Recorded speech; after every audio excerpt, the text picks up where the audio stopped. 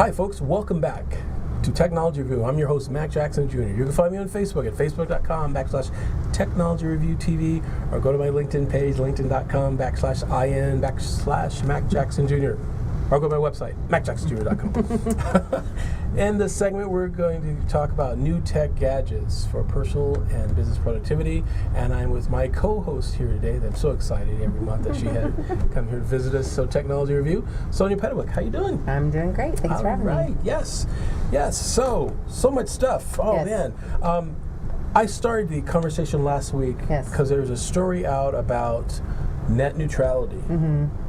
Net neutrality, which we want and we want to keep. Right. However, the current administration, so I'm saying really, the current administration does not like net neutrality, and they're thinking that the fate of the internet should be in the hands of large corporations and big business, whereas the large corporations can control content, speed, and who gets to see what. Yeah. And if that's the case, then we have a possibility of having information filtered, which is not good. Net neutrality keeps us all the same. In other words, my little website, macjacksonjr.com, is just as powerful as Apple because the internet doesn't tell. It just electronic signals and pulses. It doesn't tell who's stronger than who. But with net neutrality out of the way, companies will say, oh, this website, we're going to put them down smaller, make a smaller pipe for them as far as data, and the large corporate people who spend lots of money will be able to have the fast internet. Yeah. Now, in defense of large corporations, they're also saying that the internet is evolving and people are relying on more data speed, right? Yeah. We're getting away from a lot of cable television. You know, that's almost ancient nowadays. What is that? Yeah, like what cable? What's that, right? It's like 8-track tapes now, and cable TV are going by that way, right? We're getting into data streaming, so therefore we need to have a bigger pipe, a larger or faster way of bringing information to our small devices that we're viewing. So what do you think about that?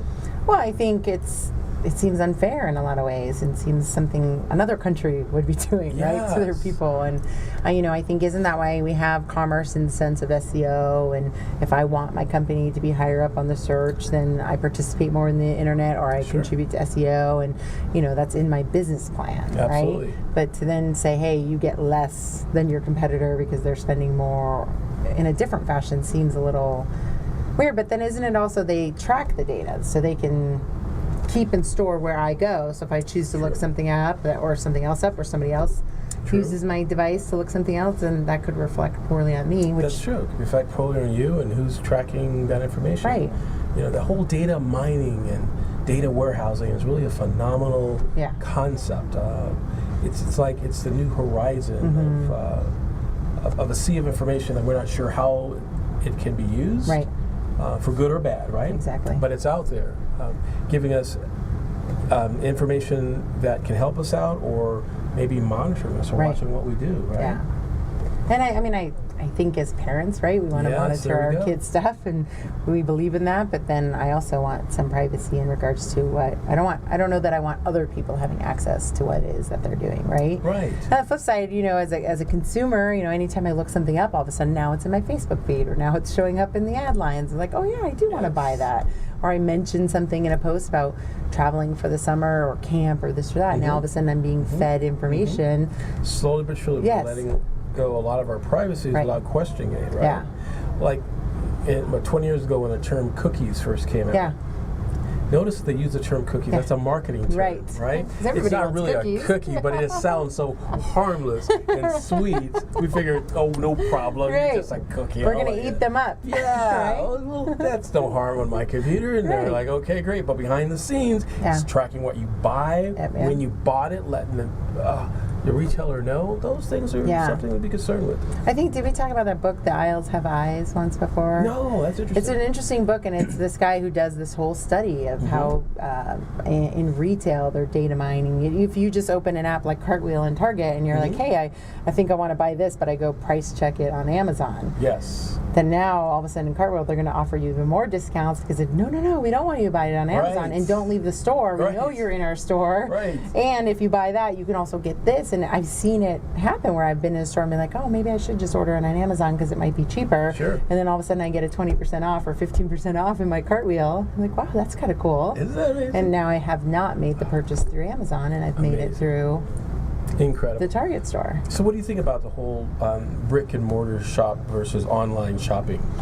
Are you more of an online shopper, or do you like to go to the store and try it on and see what it looks like? I guess it depends on what it is I'm doing and what's the purpose. I mean, a lot of things I don't have a lot of time. I run a business, I have kids, and if I can just have it Amazon Prime within a day or two to my door, or if I choose later and then I can use my credit store Audible books that we were talking about, then I'm going to take advantage of that, right? And I have a lot of friends who have the Amazon credit card, and so the more they buy on there, the more free stuff they get. That's true. That's true. I do try to, I think maybe as I get older, I don't want to be in the store as much. Well, my mother's even talking about shopping with Vons here locally. You can go online and have your whole grocery list, and it saves it, and you can just have it either delivered to your house or tell them you'll be there at 3 o'clock and I'll be ready for you. Drive to the store and text them that I'm out front, and they'll bring it out to you. Oh, yeah. It is very interesting because it's, you know, I sometimes will post something about my kids and I'll be like, slow down time, because it's, before I know it, my youngest is 7.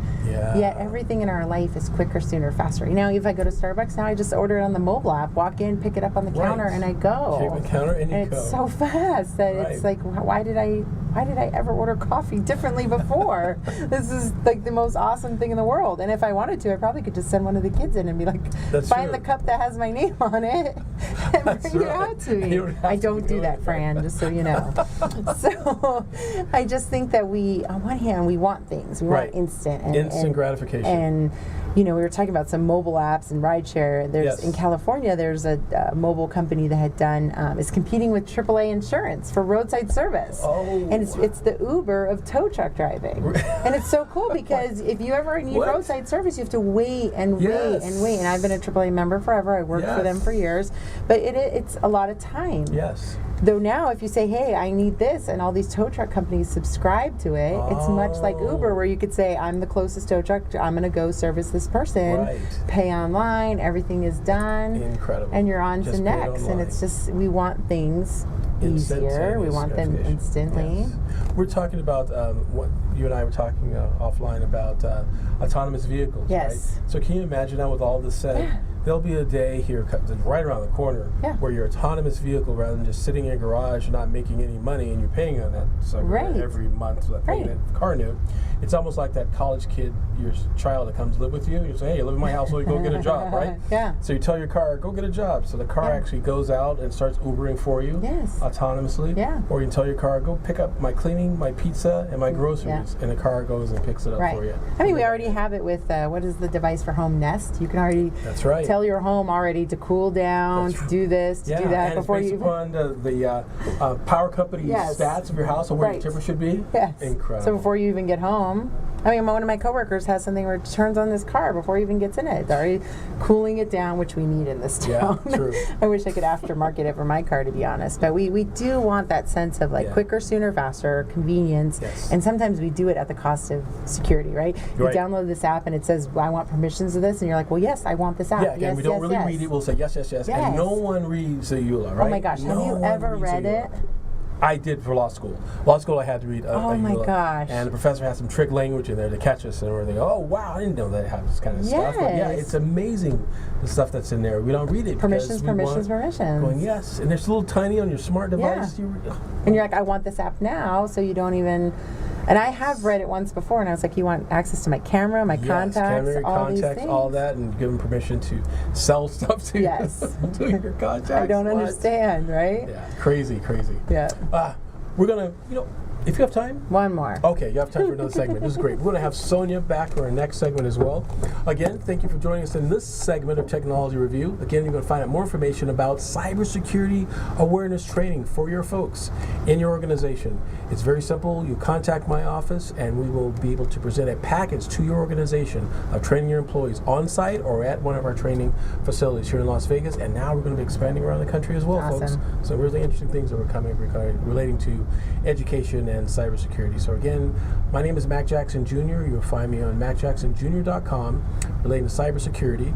And the next few minutes here, we'll be right back on Technology Review with my guest, Sonia Pedowick. See you in a minute.